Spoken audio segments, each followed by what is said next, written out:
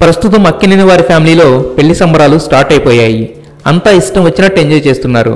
అయితే Naga Chaitanya birthday occasion అదిరిపోయేలా గ్రాండ్గా గోవాలో ప్లాన్ చేశారు. చైతు సమంత బీచ్ల్లో ఏకాంతంగా గడుపుతూ సేద తీరుతున్నారు. ఫ్రెండ్స్ అండ్ ఫ్యామిలీ మెంబర్స్ని కూడా అక్కడికే ఇన్వైట్ చేసి గ్రాండ్ పార్టీ ఇచ్చారట.